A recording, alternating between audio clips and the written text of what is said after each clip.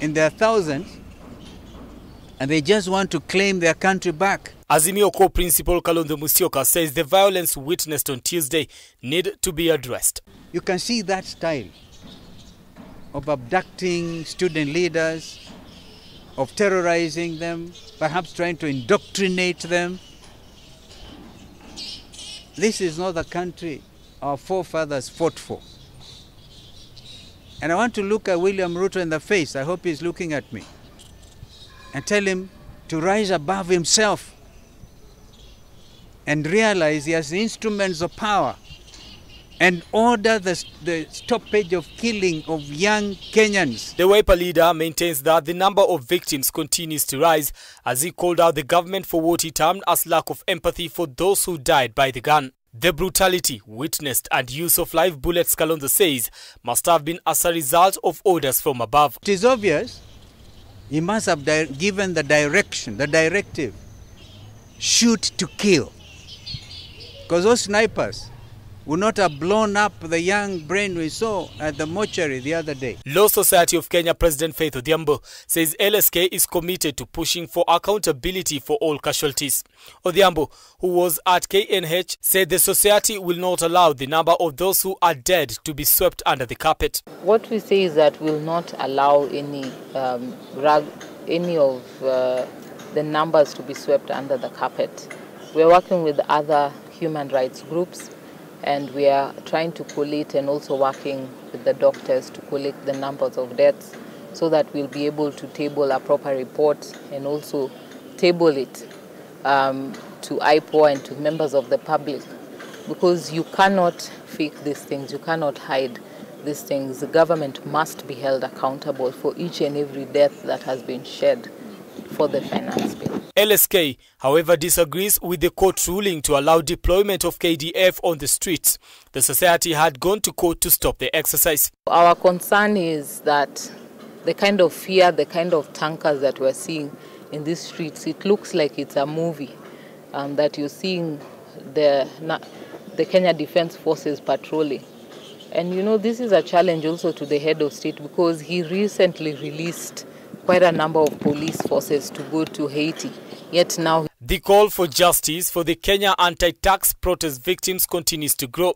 The government is receiving criticism from all fronts, and now the Hague consideration by Kalonzo opens a new chapter in the fight for justice. Brian Amuai, K24, Nairobi. And at the same time, the president of the Law Society of Kenya, Faith Odhiambo, and a section of Azimio leaders are accusing the Kenya-Kwanza government of abductions of people criticizing the government. The leaders were at the DCI headquarters today to register their complaints over the abductions in the last 2 weeks' nationwide demonstrations. Dan Kaburu reports. Following the nationwide protest over 2024 financial bill, which has so far been sent back to Parliament by President William Ruto, at least more than 30 Kenyans have been abducted and tortured, according to the Law Society of Kenya and Azimio MPs, who were at the DC headquarters to seek answers over the missing persons. The leaders say that some of the victims, who they claim were abducted by security officers, went through painful and traumatizing experience in the hands of the abductors. We are happy with the kind of attitude that the DCI have taken over this matter, and we hope that we can hold them accountable. As we speak, we know of at least 10 cases of persons who are still missing. Cases who may not be so prominent, but whose families are suffering. We have left the following names of persons who are missing with the DCI. Then one is Kevin Monari, Zadok Nyangari, Hilary Avugwi, Brian Nzavi, Ian Kwoba, Dennis Kimani, Wambui Kinywa, Eric Kirima, Kelvin Kiruti, and James Kinywa. My personal assistant is found and alive, though very traumatized. It's not a very good thing to happen. We just pray for the others who are also missing. Leo asubuhi nimeanzia Kenyatta, nikiona wagonjwa, nikapitia mochari ya Kenyatta. Nikapata kuna bodies 3 zenye hadi saa wa leo hazijajulikana ni za kina nani. Nikasema nije hapa City Mochari Kufika hapa nikapata kuna mili zingine yenye hazijulikani za kina nani. La kushtua zaidi, nimepata kuna hadi mwili yenye ilitoka Kajiado jana usiku yenye pia imeandikwa unknown body. The leaders say that 6 people have been kidnapped and some of them freed in a confusing manner since the start of the demos. We have seen police officers that cannot be identified. We have seen them looking like Al-Shabaab, covering their faces, covering their heads, covering their full bodies so they cannot be identified. Particularly the red pickup, that the plates are totally turned up so that no one can be able to identify, no one can be able to report. We have seen pictures of children with more than 10 bullets. What would a child be able to do in taking over a state house or taking over parliament? We have seen x-rays of a 5-year-old with more than 5 bullets. What is happening with these people? I wish to urge, even as LSK is working on these particular cases, we need Kenya National Commission on Human Rights, Chair Odede. We need IPOA to immediately move into the spaces where we've had militias being hired to stop protesters, and these families where children have been killed. We need to see them investigating, not for years, but for a few weeks. They are urging the DCI to expedite the investigations. Dan Kaburu, K24, Nairobi. And still on the anti-tax demos aftermath, parents of young Kenyans who disappeared during the anti-finance bill protest are in tears, making rounds in morgues and hospitals, searching for their kin who they say seem to have disappeared without a trace. Kenyatta National Hospital is now the place that mothers and grandmothers are camping just in case their kins are brought in. Brian Amwai returns with his reports. Kenyatta National Hospital has become the first stop for parents whose children have gone missing, mothers in pain. The child they bore is nowhere to be seen. Alitoka tu kwa nyumba vizuri. Hakusema kwenye ameenda, tuliambiwa na wengine ameenda maandamano.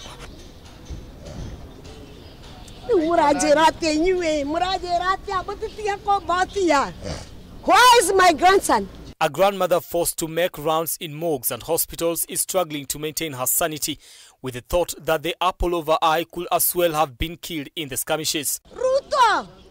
Kwani Ruto sio mtoto? Hazo rafandi ndio tunalipa. Hazo rafandi Ruto ndio tunalipa. I want my grandson. If not that, Ruto, I'm coming na mguu yangu State House. And I mean it. Afadhali ungeliniua mimi. Mimi naitwa Mama Njoroge kutoka Dadora Kanani. Kuna kijana yetu alipotea kutoka siku ya maandamano. Mama Njoroge narrates that her 20-year-old son Annex Kanyi Njoroge walked out of the house to go and take part in the protest that was fighting for his rights and economic justice, never to be seen again. Siku yenye waliona kumekuwa kubaya wakarudi. Sasa huyu sijui yeye alipotelea wapi hapo katikati. Yuko mochari hakuna, hayuko. Kwa nini hayuko? Hospitali hayuko. Tumetoka hata saa hii Bagathi. Tumeenda mpaka mochari ya Bagathi. Hatujampata. He left in the company of his friends, but he never made it back with them, and now her search for his dead or alive body seems not to be bearing any fruits. Walitoka nao pamoja na wakakuja nao town. Na yeye walikuwa 5. Yeye peke yake ndiye kurudi, au wengine walirudi. Tukiwauliza Kanyi yako wapi, wanasema Kanyi alienda maandamano. Sasa tukaanza kutoka Tuesday, tukatoka kitu saa 4. Tukaenda mochari, tukakuja huku Kenyatta. Hata watu wa Kenyatta sasa hii ni wanajua ni mara ya 3. Na tumuoni tumetoka City Mochari. Tumetoka Industry Area. Tumetoka Dadora Police Station na hakuna pali tunampata. Sasa tunashindwa ako wapi? Juu kama ako kwa ward, ako kwa cell, ako wapi? Sasa tunataka tu tumuone akiwa hai ama akiwa nini amekufa. I want to understand.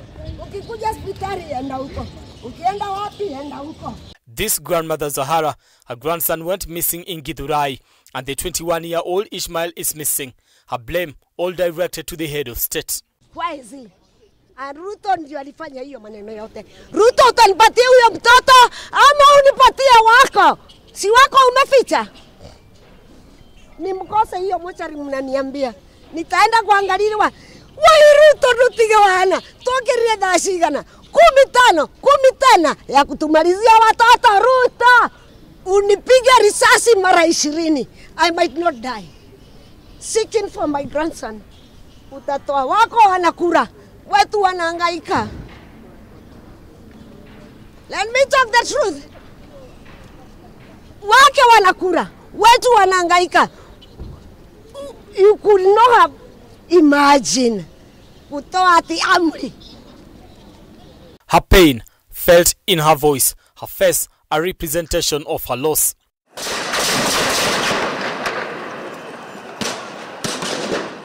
Tuesday, 25th of June will go down in history as the day the nation's youngest generation demanded change and proper leadership.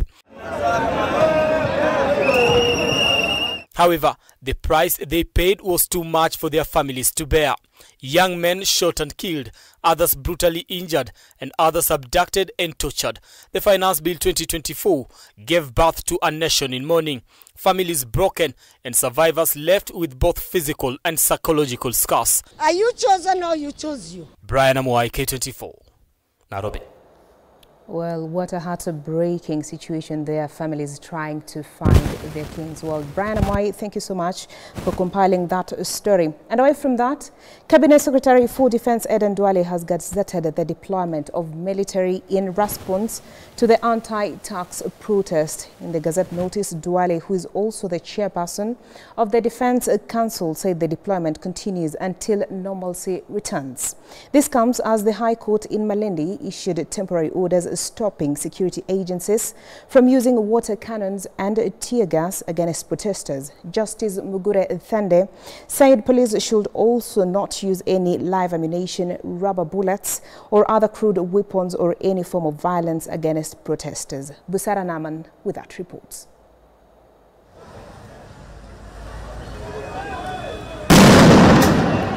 This is what occurs whenever there are demonstrations in any part of the country. Police lobbing tear gas canisters, and if they don't surrender, water cannons mounted on large mobile trucks equipped with high-pressure hoses are used to control the crowds. Sometimes, rungus, rubber bullets and live bullets are used to disperse protesters, a situation with each demos reporting deaths and scores of injuries. Such scenes depicting brutality, most often than not attracting both national and international condemnation, led to a case filed by former Azimio leader Said Tabao Ole Kanchori to put to an end the vice. And following this, the High Court has barred the National Police Service from using water cannons, tear gas, live ammunition, rubber bullets, or any other crude weapons against peaceful protesters opposing the now withdrawn Finance Bill 2024. The judge sitting at the Malindi High Court, Justice Mugure Thande, at the same time issued an order prohibiting the Inspector General of Police and CS Interior from committing any extrajudicial killings, arrests, abductions, intimidation, torture, or mishandling of protesters. A move that has elicited mixed reactions from Kenyans, with many raising concerns over the health hazards caused by tear gas. Ni uamuzi ambao hauko sawa kwa sababu waandamanaji hawatembei waandamanaji peke yao. Wanatembea na waandamanaji na watu wengine ambao uteka advantage ya hiyo maandamano kufanya na kuharibu mali za wananchi na pamoja na mali za serikali yetu. It's really welcomed and it's a win to the citizens of Kenya, not only demonstrators, because it shows it's an uphold of the constitution. Because if you look nini nafanyika Kenya saizi, waandamanaji wanaanza wakiwa peaceful. But in a turn violent the moment police wanakuja na tear gas. Ona sasa hivi yenye kuna tear gas huku bado inatu affect, inatusumbua kweli. However, on the flip side, the beneficiaries who are businessmen and women say that the court ruling will dwindle their mask business. Mambo ya tear gas imetusumbua sana. Sifanyangi biashara. Nafanyanga mimi nioka ndio, lakini nafanyanga biashara ya kuuza manguo, lakini kwa dakika hii nimeona max watu wana sneeze, wanaumia, hewa imechafuka nikaona heri nichukue mask nisaidie Wakenya wenzangu. Tunakuja kuuza mask sababu ile tia gazi ilipigwa jana imechafua hewa mbaya sana. The case will be mentioned on July 17th for further directions. Busara Naman, K24 TV, Nairobi. Well, that report from Busara Naman gives us our first break here at K24 Evening Edition. We have more stories for you. Stay tuned.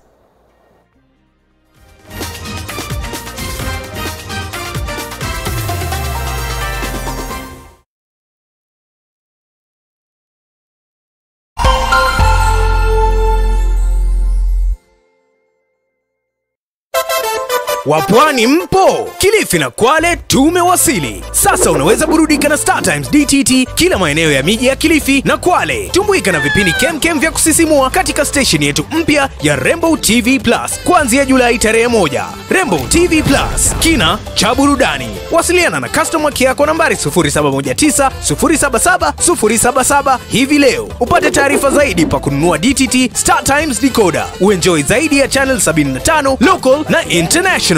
Usiwachwe nyuma. Star Times. Enjoy digital life. Cheza kama wewe na cheza sita. Ushinde hadi mara 1500 ya beti yako teke teke. Yes, and it's that simple. Dial star 675 hash. Cheza na 6 numbers kati ya 1 hadi 6. Weka bet amount yako kutoka shilingi 50 tu. Ushinde hadi mara 1500 instantly. Cheza kama wewe na cheza sita. Na upate nafasi moja kati ya 4 ya kuwa mshindi. Dial star 675 hash to play now. Over 18 only. Gaming is addictive. Play responsibly. This message has been authorized by the BCLB.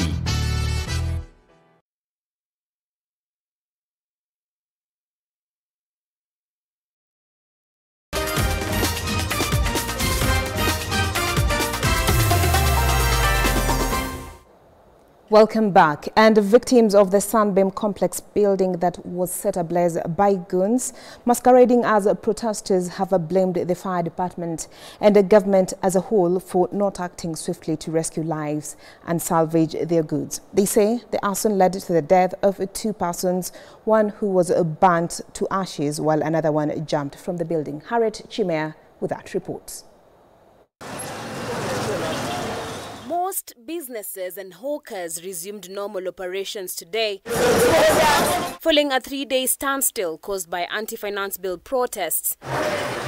However, for them, today was still a slow day. Sijawahi kuja kazini. Leo ndio nimeingia na hakuna hata customer anauliza nani, anauliza nguo. Wakati kama hii kitambo tulikuwa tunaulizanga change. Unakimbia nje kutafuta change urudishie customer. Sasa hii tunakaa tu. Hakuna biashara. Sasa hata tujui hizi maduka tutalipa na nini. Hapa hivi sasa kuna kuanga very busy. Clients wanakuwa wengi. Lakini sasa hakuna kazi. Watu bado wamestuka, kuna tension. Mwezi kwanza tunastuka juu sasa rent hatujui tutalipa aje. Kukula kwanza vijana wako njaa already. Alafu sasa maandamano ndio hii. Hata ile kidogo yenye ulikuwa unapata upati. However, for some who incurred heavy losses, life will not be the same. I had like 3 machines worth 120. I had some outfits for people. Everything went down. As you can see, I have nothing. I have to start again, and I don't know how to begin. Hakuna mtu akona kazi, hakuna mtu alikuwa ameweka backup. Where do we go? What do we tell our children? Na kitu inauma zaidi, we called police, fire, tukiwa ndani tukiwaambia tunakufia ndani. They only told us tutafute njia ya kutoka. Jen Zawadi is among the victims affected by the protests that rendered their businesses extinct following a fire that razed down their premises at Sunbeam Complex building. At around 1:30, we had a bang. So we locked the door, the entrance door to mezzanine. But before we could even lock, tuliona panga, tarimbo, zikiingia. Walianza na kupora zile duka ziko hapo. Tukaanza kuambia wacheni hata tutoke, kama ni kuiba muibe, wacheni tutoke. They literally refused, wakaturudisha ndani na glasses. We had nowhere to run to, tukaanza kupanda, tukienda 3rd floor. Kufika 3rd floor tena tukaona another petrol bomb imerushwa kutoka juu. So kuna moto 4th floor na kuna moto chini. Sisi tuko trapped between second floor and third floor. The affected victims narrate the ordeal that led to the death of 2 persons, one who was burnt to ashes while another who died after jumping from the building. Watu watatu walivunjika. Mmoja wao ako kijabe, amewekwa chuma na plate. Huyu mmoja ako Lucy. Na huyu mwingine sijajua vizuri mahali yako. Wale wamekufa, kuna mmoja alitolewa jana na kuna mwenye aliruka akaanguka chini akakufa. Another business owner, Mushiri Munai, fears that a victim, Pantaleo Mjeuri, could have also died in the fire as he has been missing, yet he was at work during the arson. Alikuwa kazi hiyo siku, hata mara ya mwisho kuniongea naye saa 9:35. Nikamwambia unafanya nini town ndugu yangu, kutoka town kwa sababu vijana hawafai. Kaniambia ndio wanajaribu kutoka. Kuanzia hapo simu ikawa off, hatujaongea tena. Wale walikuwa nao wote walitoka, lakini wanasema moshi ulikuwa mwingi akawapotelea na akawapotelea. They're now calling for government support to revive their businesses. Meanwhile, most business owners across the Central Business District who had been robbed by goons masquerading as protesters were busy clearing the broken glasses, cleaning their premises, fixing windows, refilling their leftover stock, trying to restart their source of livelihoods. In Mombasa, 2 people were caught stealing during the protests. Ya jana na ile ya juzi tofauti yake ni kwamba wale wa juzi walikuwa ni watu ambao ni wastaarabu kwa sababu hata kufunga biashara, lakini wale wa jana walikuwa ni mawe, wanarusha mawe, wanakimbiza watu, wanaiba simu. Kwa sababu hiyo tukaingiwa na hofu ikabidi tufunge. Businessmen and women are still reeling from the aftermath of the protest, with many calling on the government to act swiftly and avert such crisis. Harriet Chimea, K24 TV, Nairobi County. And days after President William Ruto considered and withdrew controversial Finance Bill 2024, he has now assented to the Appropriation Bill 2024. Ruto has also instructed the National Treasury to prepare supplementary estimates to reduce expenditure by the amount of revenue that was expected to have been generated by the rejected Finance Bill. This comes as Rarieda Member of Parliament Otiende Amolo draft a bill seeking to repeal the controversial tax law returned to Parliament for deletion by President. Majibu Kitsao with this story.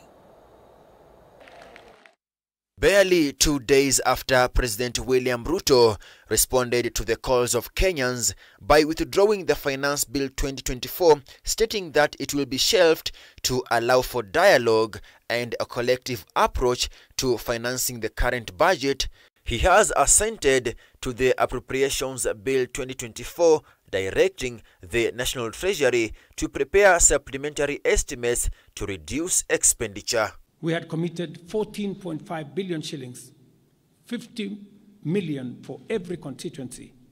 The head of state has consequently referred the county allocation and revenue bill, which was based on expected revenues from the rejected finance bill, back to Parliament for reduction accordingly. This comes as Rarieda legislator Otiende Amolo drafts a bill aimed at putting back the rejected one. The bill, according to him, recalls and annuls each clause of the Finance Bill 2024. President Ruto rejected the Finance Bill and referred it back to Parliament with a recommendation to delete it, saying he had listened to Kenyans and conceded. I concede, and therefore I will not sign the 2024 Finance Bill, and it shall subsequently be withdrawn, and I have agreed with these members that that becomes our collective position. If you want to spoil your vote, it is open to you. National Assembly Speaker Moses Wetangula has directed the National Assembly's clerk to circulate his message to all MPs and prepare necessary messages for formal conveyance to the House upon its resumption. He has referred the same to the Committee of Finance and National Planning. The committee, chaired by Molo MP Kuria Kimani, is expected to table its report when the House returns from a short recess on July 23rd. Order! Order, honorable members, order! The Finance Bill 2024 would become law on July 9th, being the 14th day since the Speaker submitted it to the President for assent. However, the President bowed to public pressure and rejected the bill, asking the House to delete the clause. Majibu Kisao for K24 TV. And Kenyans are not just protesting the Finance Bill 2024. The unpredictable tax landscape has led to business closures and significant job losses. To address this, the Institute of Certified Public Accounts of Kenya, ISPAC, suggests that President William Ruto should reduce overall government expenditure and adopt an aggressive revenue collection strategy. This calls for a review of Kenya's tax policy. Take a look. Parliament is set to reconsider the Finance Bill 2024 in light of a President's memorandum. As the legislative body reviews these recommendations, the Institute of Certified Public Accounts of Kenya, ISPAC, has put forward several key proposals. Implementing the national tax policy shall now be a government priority. ISPAC, along with other stakeholders, has